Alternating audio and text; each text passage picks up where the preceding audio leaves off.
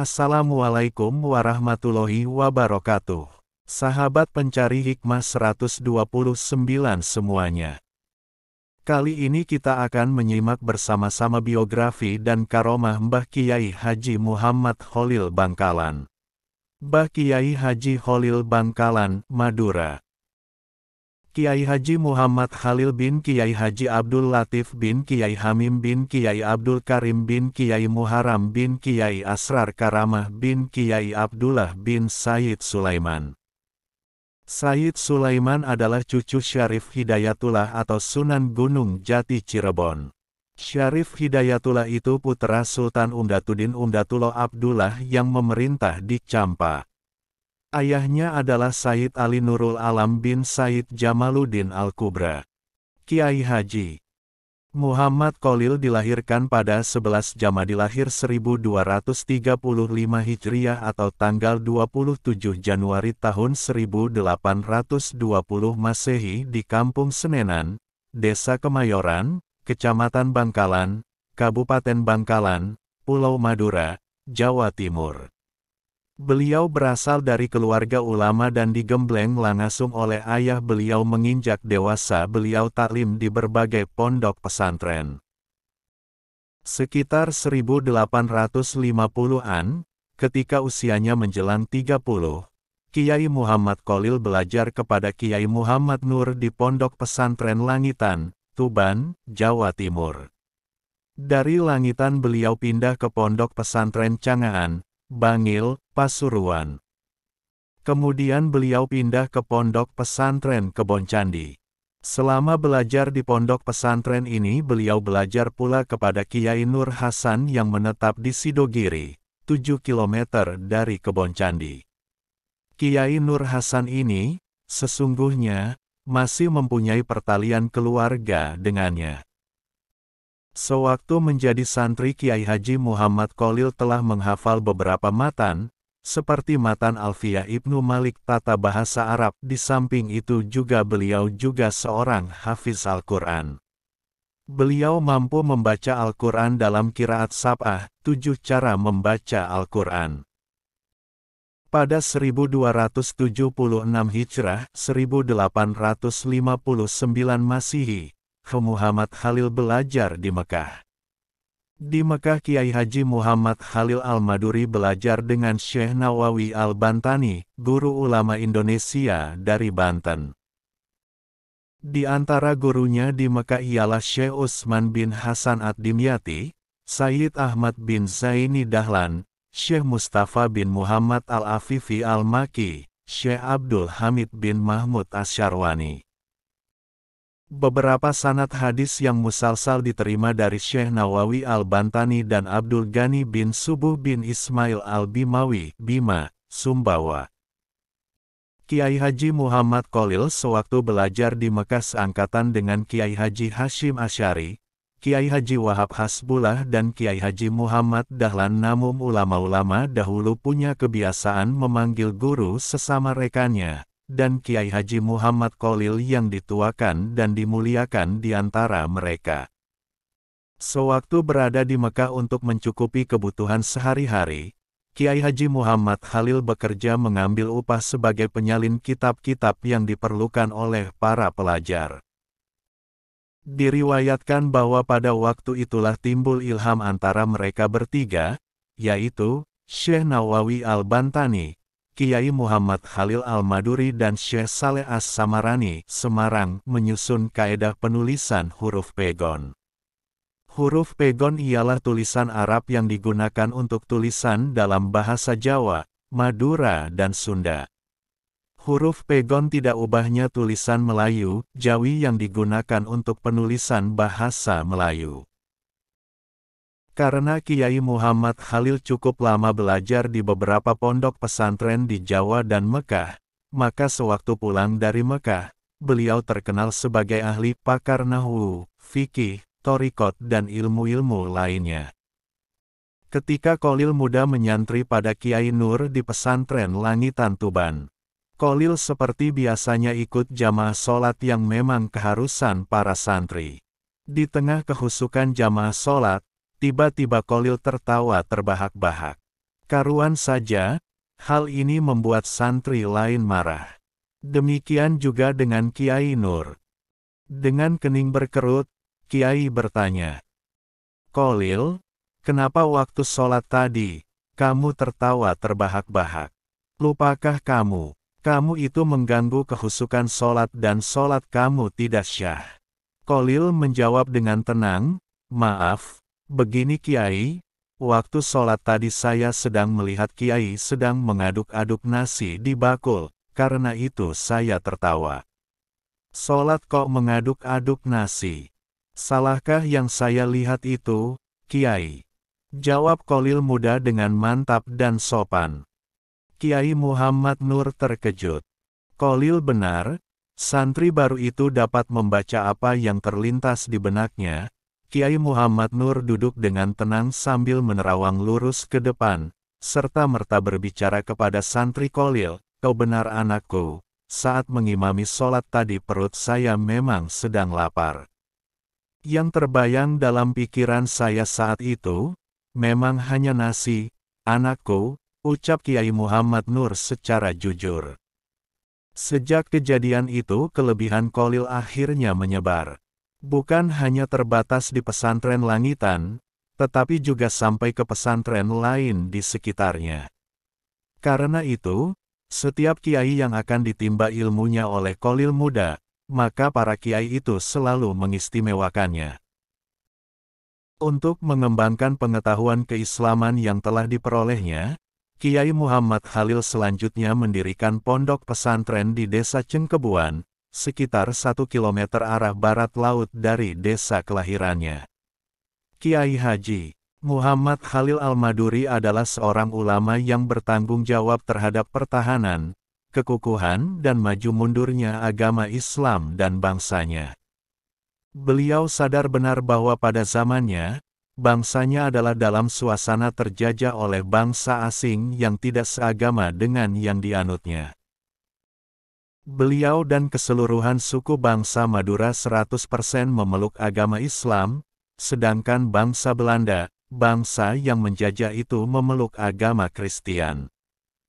Sesuai dengan keadaan beliau sewaktu pulang dari Mekah telah berumur lanjut, tentunya Kiai Muhammad Khalil tidak melibatkan diri dalam medan perang, memberontak dengan senjata tetapi mengkaderkan pemuda di pondok pesantren yang diasaskannya.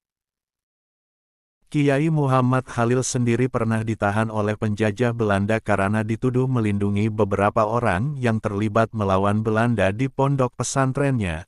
Beberapa tokoh ulama maupun tokoh-tokoh kebangsaan lainnya yang terlibat memperjuangkan kemerdekaan Indonesia tidak sedikit yang pernah mendapat pendidikan dari Kiai Muhammad Khalil Al-Maduri. Kiai Haji Gozi menambahkan, dalam peristiwa tanggal 10 November Mbah Kolil bersama kiai-kiai besar seperti Bisri Syansuri, Hashim Asyari, Wahab Hasbullah dan Mbah Abbas Buntet Cirebon, mengerahkan semua kekuatan gaibnya untuk melawan tentara sekutu. Hizib-hizib yang mereka miliki, dikerahkan semua untuk menghadapi lawan yang bersenjatakan lengkap dan modern.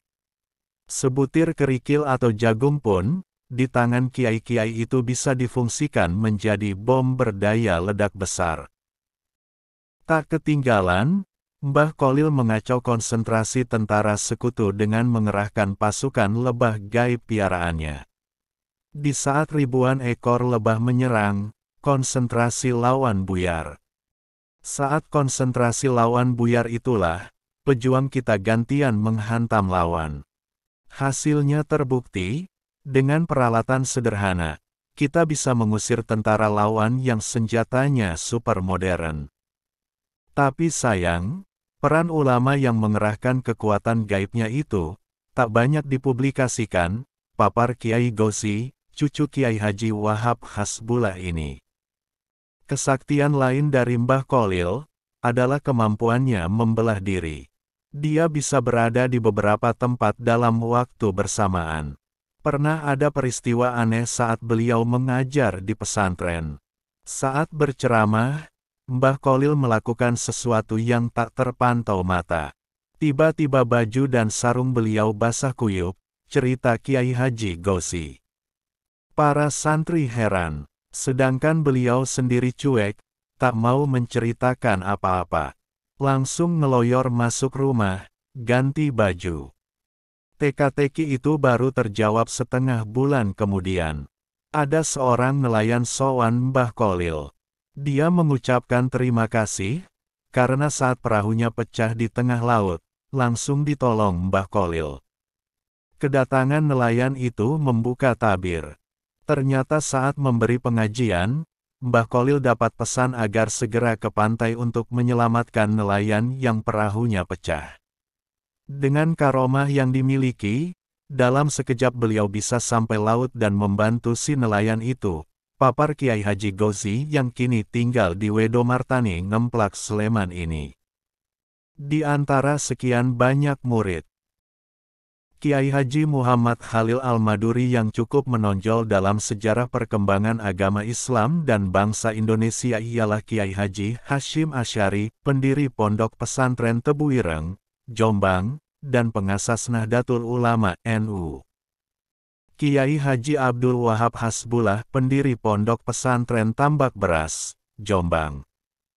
Kiai Haji Bisri Syansuri, pendiri Pondok Pesantren Denanyar. Kiai Haji Masum, pendiri Pondok Pesantren Lasem, Rembang, adalah ayahanda Kiai Haji Ali Masum. Kiai Haji Bisri Mustafa, pendiri Pondok Pesantren Rembang. Dan Kiai Haji Asad Syamsul Petik Terbalik Arifin, pengasuh Pondok Pesantren Asem Bagus, Situbondo. Didatangi macan.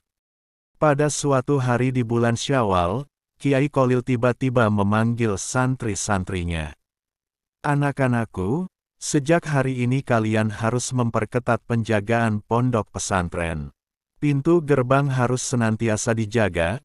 Sebentar lagi akan ada macan masuk ke pondok ini," kata Kiai Kolil agak serius. Mendengar tutur guru yang sangat dihormati itu, segera para santri mempersiapkan diri. Waktu itu, sebelah timur Bangkalan memang terdapat hutan-hutan yang cukup lebat dan angker. Hari demi hari, penjagaan semakin diperketat, tetapi macan yang ditunggu-tunggu belum tampak juga. Memasuki minggu ketiga, datanglah ke pesantren seorang pemuda kurus tidak seberapa tinggi bertubuh kuning langsat sambil menenteng kopor seng. Sesampainya di depan pintu rumah Kiai Kolil, lalu mengucap salam, "Assalamualaikum," ucapnya agak pelan dan sangat sopan. Mendengar salam itu, bukannya jawaban salam yang diterima, tetapi Kiai malah berteriak memanggil santrinya, "Hei! Santri semua, ada macan, macan. Ayo kita kepung. Jangan sampai masuk pondok," seru Kiai Kolil bak seorang komandan di medan perang. Mendengar teriakan Kiai, kontan saja semua santri berhamburan, datang sambil membawa apa saja yang ada, pedang, celurit, tongkat, pacul untuk mengepung pemuda yang baru datang tadi yang mulai nampak pucat. Tidak ada pilihan lagi kecuali lari 1000 langkah. Namun karena tekad ingin nyantri ke Kiai Kolil begitu menggelora, maka keesokan harinya pemuda itu mencoba datang lagi. Begitu memasuki pintu gerbang pesantren langsung disong-song dengan usiran ramai-ramai. Demikian juga keesokan harinya, baru pada malam ketiga, pemuda yang pantang mundur ini memasuki pesantren secara diam-diam pada malam hari. Karena lelahnya pemuda itu, yang disertai rasa takut yang mencekam, akhirnya tertidur di bawah kentongan surau. Secara tidak diduga, tengah malam, Kiai Kolil datang dan membangunkannya, karuan saja dimarahi habis-habisan. Pemuda itu dibawa ke rumah Kiai Kolil. Setelah berbasa-basi dengan 1000 alasan, baru pemuda itu lega setelah resmi diterima sebagai santri Kiai Kolil. Pemuda itu bernama Abdul Wahab Hasbullah. Seorang kiai yang sangat alim, jagoan berdebat dan pembaharu pemikiran.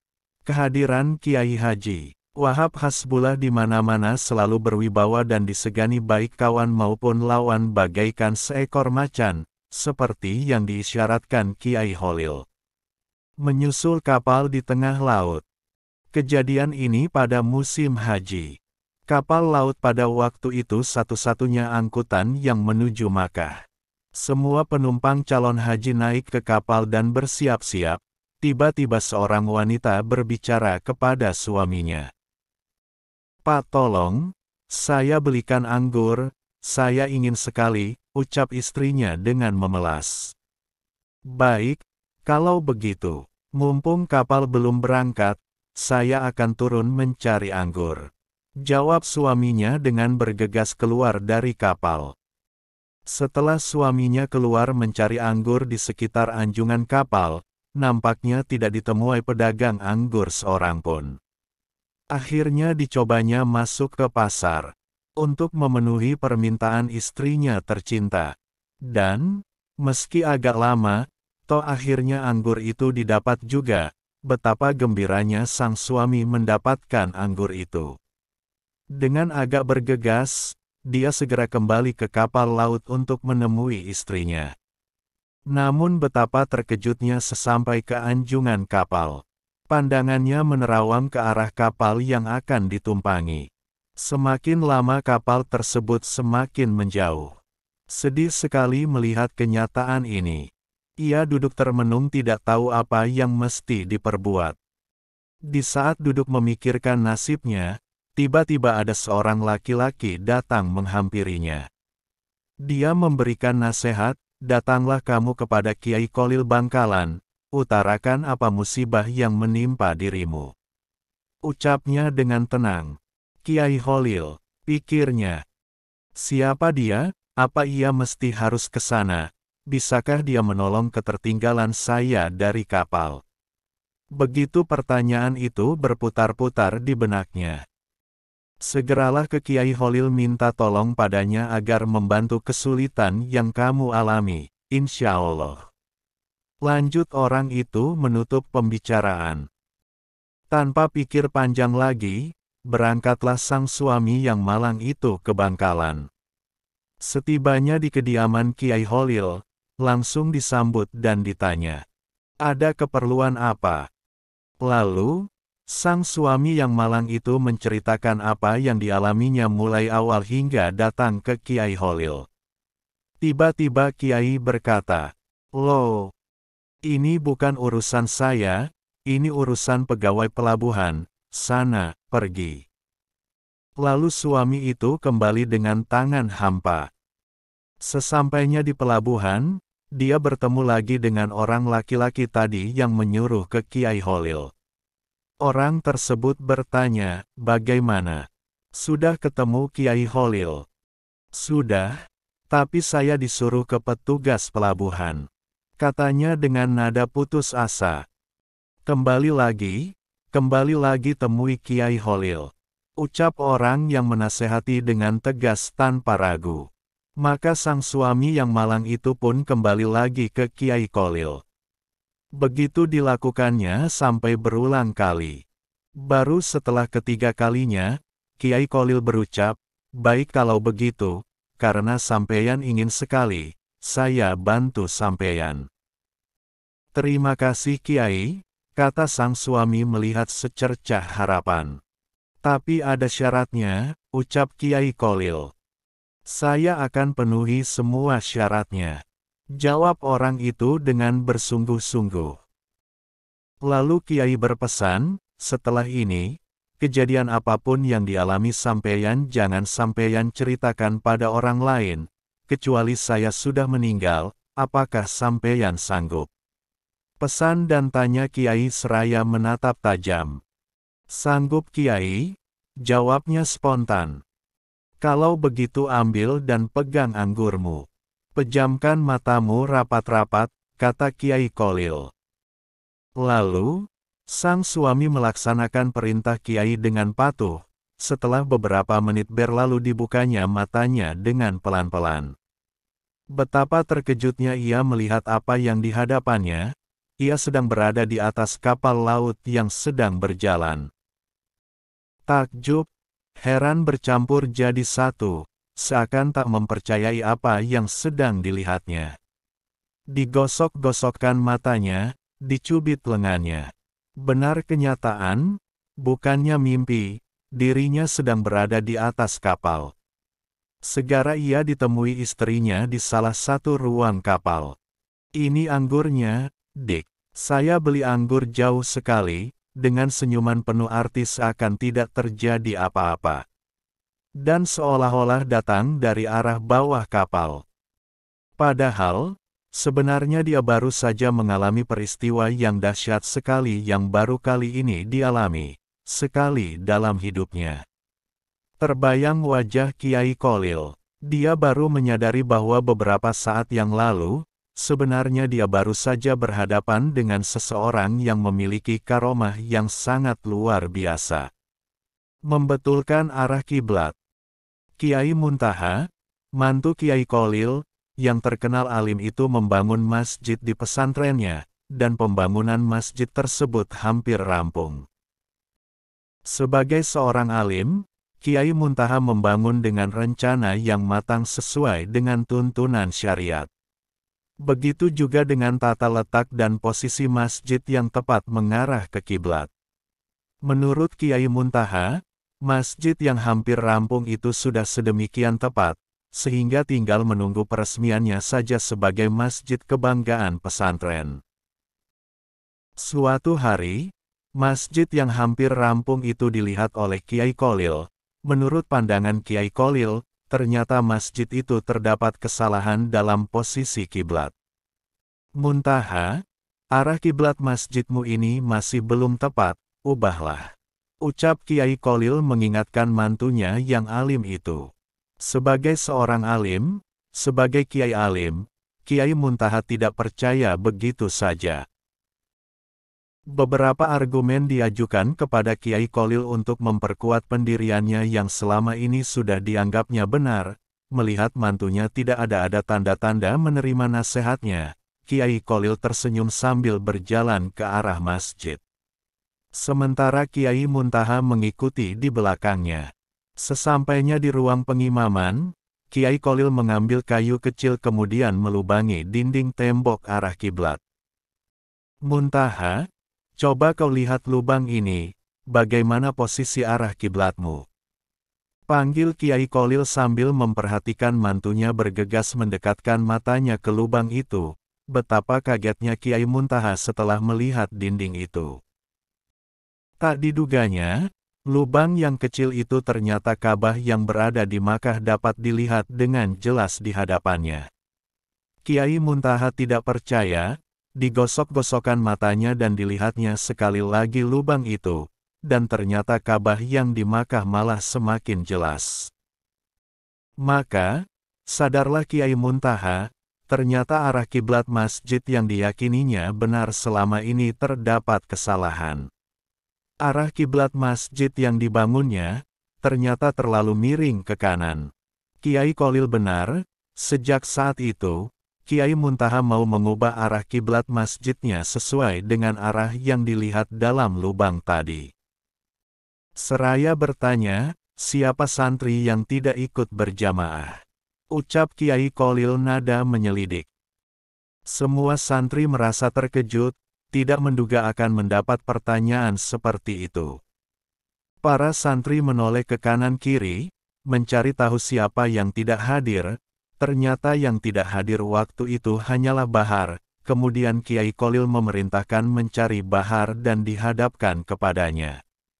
Setelah diketemukan lalu dibawa ke masjid.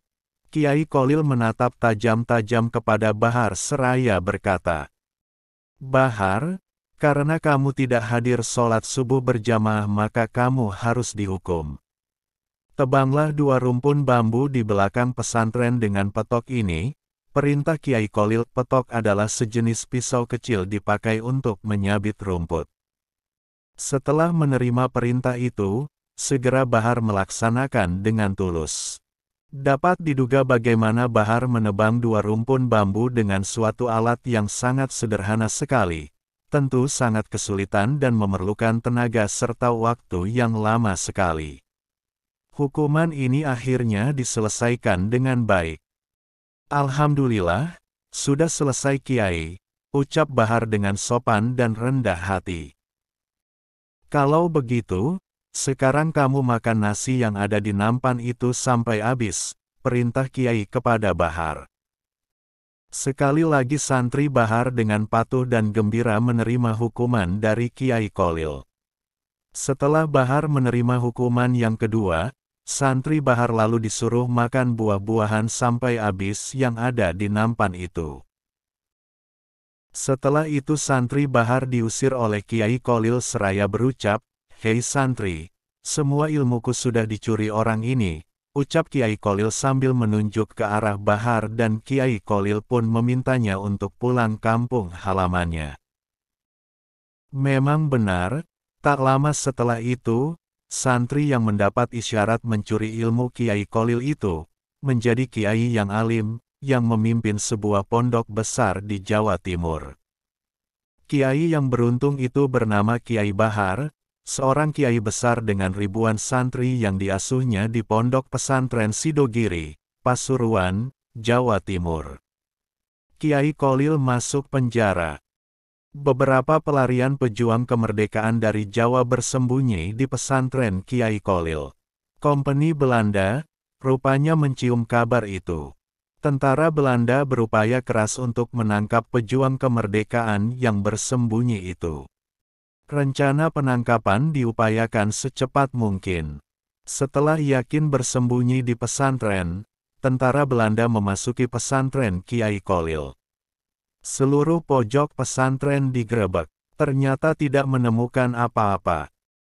Hal itu membuat kompeni marah besar, karena kejengkelannya akhirnya mereka membawa pimpinan pesantren, yaitu Kiai Kholil untuk ditahan. Dengan siasat ini, mereka berharap dengan ditahannya Kiai Kholil, para pejuang segera menyerahkan diri.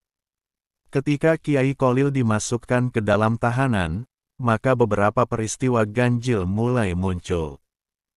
Hal ini membuat susah penjajah Belanda. Mula-mula ketika Kiai Kholil masuk ke dalam tahanan, semua pintu tahanan tidak bisa ditutup. Dengan demikian, pintu tahanan dalam keadaan terbuka terus-menerus. Kompeni Belanda harus berjaga siang dan malam secara terus-menerus.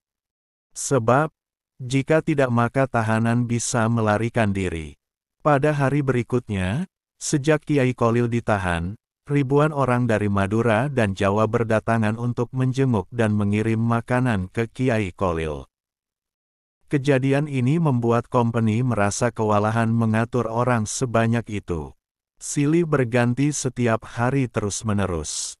Akhirnya, kompeni membuat larangan berkunjung ke Kiai Kholil. Pelarangan itu ternyata tidak menyelesaikan masalah.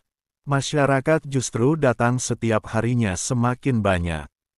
Para pengunjung yang bermaksud berkunjung ke Kiai Kholil bergerombol di sekitar rumah tahanan. Bahkan banyak yang minta ditahan bersama Kiai Kholil. Sikap nekat para pengunjung Kiai Kholil ini jelas membuat Belanda makin kewalahan.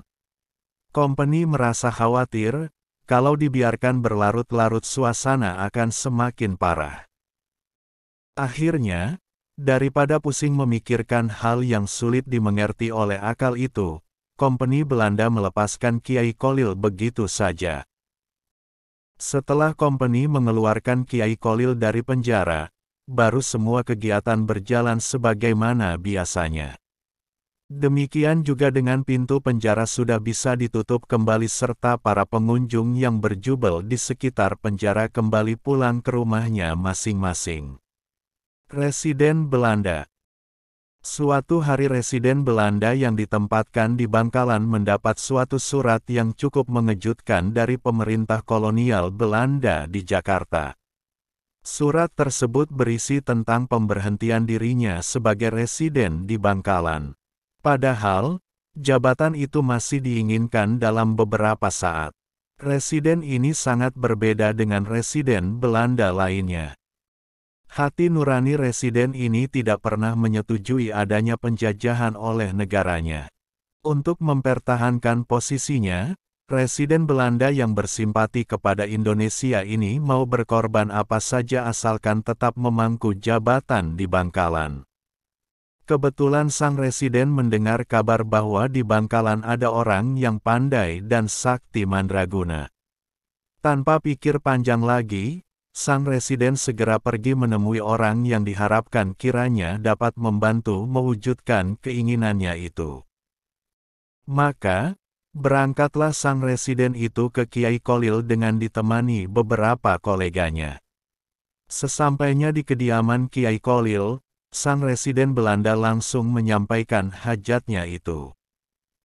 Kiai Kholil tahu siapa yang dihadapinya itu, lalu dijawab dengan santai seraya berucap.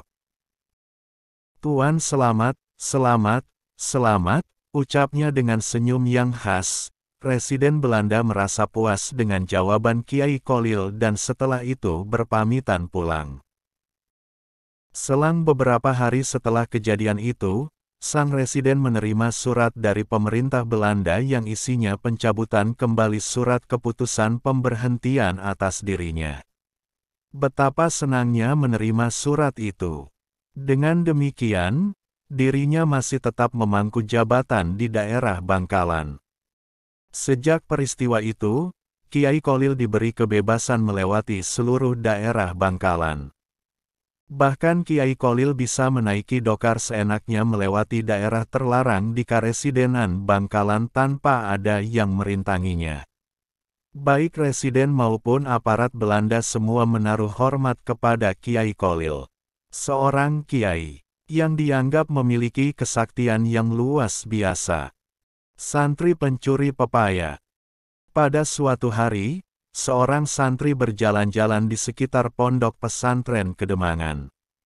Kebetulan di dalam pesantren terdapat pohon pepaya yang buahnya sudah matang-matang kepunyaan kiai. Entah karena lapar atau pepaya sedemikian merangsang seleranya, santri itu nekat bermaksud mencuri pepaya tersebut. Setelah menengok ke kanan dan ke kiri, merasa dirinya aman maka dipanjatlah pohon pepaya yang paling banyak buahnya. Kemudian dipetiknya satu persatu buah pepaya yang matang-matang itu. Setelah cukup banyak santri itu kemudian turun secara perlahan-lahan. Baru saja kakinya menginjak tanah, ternyata sudah diketahui oleh beberapa santri. Tak ayal lagi santri yang mencuri pepaya itu dilaporkan kepada Kiai Kholil. Kiai marah besar kepada santri itu. Setelah itu disuruhnya dia memakan pepaya itu sampai habis, dan akhirnya diusir dari pondok pesantren. Tak lama setelah kejadian itu, santri yang diusir karena mencuri pepaya itu ternyata menjadi kiai besar yang alim. Kealiman dan ketenaran kiai tersebut sampai kepada pesantren Kedemangan. Mendengar berita menarik itu, beberapa santri ingin mengikuti jejaknya. Pada suatu hari, beberapa santri mencoba mencuri pepaya di pesantren. Dengan harapan agar dimarahi kiai. Begitu turun dari pohon pepaya, kontan saja petugas santri memergokinya. Maka peristiwa itu dilaporkan kepada Kiai Kholil. Setelah melihat beberapa saat kepada santri yang mencuri pepaya itu, seraya Kiai mengucap, "Ya sudah, biarlah," kata Kiai Kholil dengan nada datar tanpa ada marah tanpa ada pengusiran. "Wah, celaka saya tidak bisa menjadi kiai," desah santri pencuri pepaya sambil menangis menyesali perbuatannya dan berjanji tidak akan mengulanginya. Orang Arab dan macan tutul. Suatu hari menjelang sholat maghrib, seperti biasanya, Kiai Kholil mengimami jamaah sholat berjamaah bersama para santri Kedemangan. Bersamaan dengan Kiai Kholil mengimami sholat, tiba-tiba beliau kedatangan tamu orang berbangsa Arab, orang Madura menyebutnya Habib. Seusai melaksanakan sholat Kiai Kholil menemui tamu-tamunya termasuk orang Arab yang baru datang yang mengetahui kefasihan bahasa Arab. Habib tadi menghampiri Kiai Kholil sambil berucap, "Kiai, bacaan Al-Fatihah antum kurang fasih," tegur sang Habib. "Oh, begitu?" jawab Kiai Kholil tenang. Setelah berbasa-basi, beberapa saat, Habib dipersilahkan mengambil wudhu untuk melaksakan sholat maghrib. Tempat wudhu ada di sebelah masjid itu.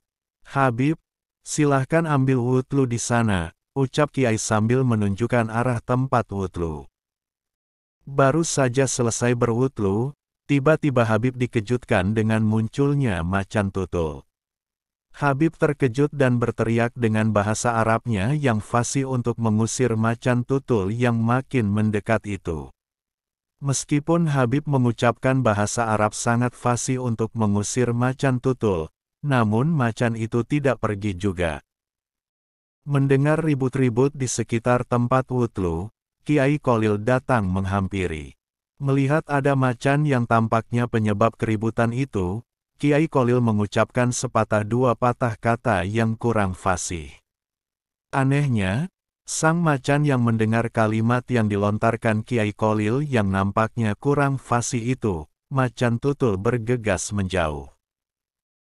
Dengan kejadian ini, Habib paham bahwa sebetulnya Kiai Kholil bermaksud memberi pelajaran kepada dirinya, bahwa suatu ungkapan bukan terletak antara fasih dan tidak fasih, melainkan sejauh mana penghayatan makna dalam ungkapan itu. Tongkat Kiai Kholil dan sumber mata air. Pada suatu hari, Kiai Kholil berjalan ke arah selatan Bangkalan. Beberapa santri menyertainya. Setelah berjalan cukup jauh, tepatnya sampai di desa Langgundi, tiba-tiba Kiai Kholil menghentikan perjalanannya. Setelah melihat tanah di hadapannya, dengan serta-merta Kiai Kholil menancapkan tongkatnya ke tanah. Dari arah lubang bekas tancapan Kiai Kholil, memancar sumber air yang sangat jernih. Semakin lama semakin besar, sumber air tersebut akhirnya menjadi kolam yang bisa dipakai untuk minum dan mandi. Lebih dari itu, sumber mata airnya dapat menyembuhkan berbagai macam penyakit. Kolam yang bersejarah itu, sampai sekarang masih ada. Hoang Howing jadi kaya. Suatu hari, seorang Tionghoa bernama Koh Bun Fat sowan ke Kiai Kholil. Dia bermaksud untuk meminta pertolongan kepada Kiai Kholil agar bisa terkabul hajatnya. Kiai, saya minta didoakan agar cepat kaya. Saya sudah bosan hidup miskin, kata Koh Bun Fat dengan penuh harap. Melihat permintaan Koh Bun Fat itu, Kiai lantas memberi isyarat menyuruh mendekat. Setelah Koh Bun Fat di hadapan Kiai Kholil, tiba-tiba Kiai Kholil menarik tangan Koh Bun Fat dan memegangnya erat-erat seraya berucap.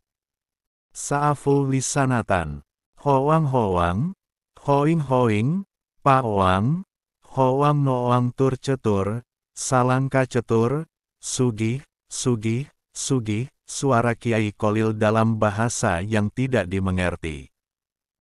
Setelah mendapat doa dari Kiai Kholil itu, Koh Bun Fat benar-benar berubah kehidupannya, dari orang miskin menjadi kaya raya. Obat aneh. Di daerah Bangkalan banyak terdapat binatang-binatang menyengat yang suka berkeliaran, termasuk kalajengking yang sangat ganas.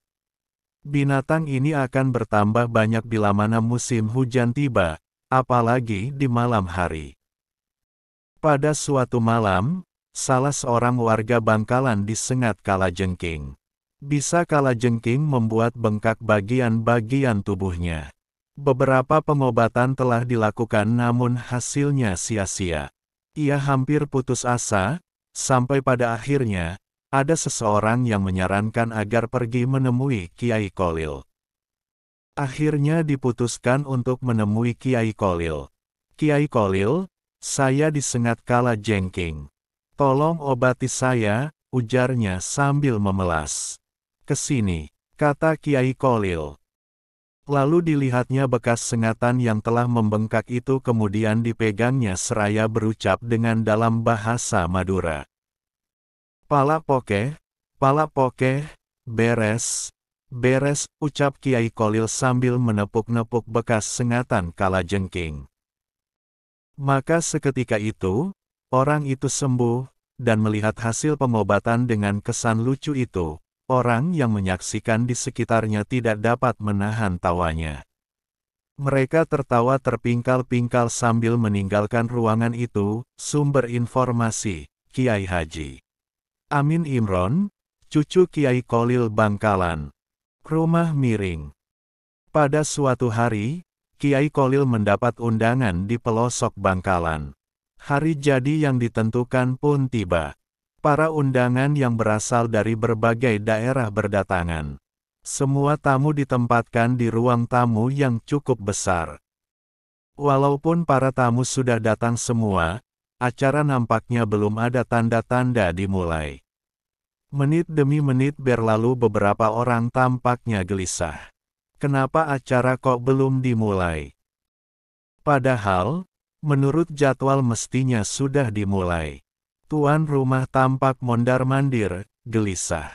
Sesekali melihat ke jalan, sesekali menunduk. Tampaknya menunggu kehadiran seseorang. Menunggu acara belum dimulai, si Fulan tidak sabar lagi.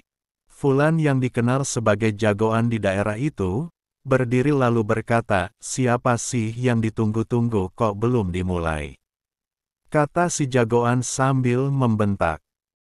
Bersamaan dengan itu datang sebuah dokar, siapa lagi kalau bukan Kiai Kholil yang ditunggu-tunggu. "Assalamualaikum," ucap Kiai Kholil sambil menginjakkan kakinya ke lantai tangga paling bawah rumah besar itu.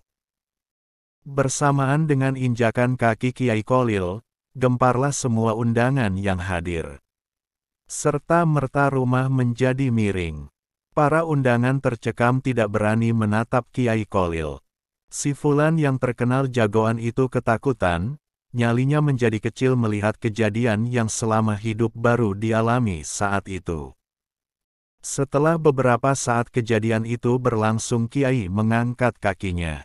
Seketika itu, rumah yang miring menjadi tegak seperti sedia kala. Maka berhamburanlah para undangan yang menyambut dan menyalami Kiai Kholil. Akhirnya Fulan yang jagoan itu menjadi sadar bahwa dirinya kalah. Dirinya terlalu sombong sampai begitu meremehkan seorang ulama seperti Kiai Kholil. Fulan lalu menyongsong Kiai Kholil dan meminta maaf. Kiai Kholil memaafkan, bahkan mendoakan. Doa Kiai Kholil terkabul. Fulan yang dulu seorang jagoan yang ditakuti di daerah itu, akhirnya menjadi seorang yang alim. Bahkan, kini si Fulan menjadi panutan masyarakat daerah itu. Kiai Haji Muhammad Khalil Al-Maduri, wafat dalam usia yang lanjut 106 tahun, pada 29 Ramadan 1341 Hijrah, tanggal 14 Mei tahun 1923 Masehi. Demikianlah kisah Mbah Kiai Haji Kholil Bangkalan dan karomahnya. Semoga bermanfaat, amin. Wassalamualaikum warahmatullahi wabarakatuh.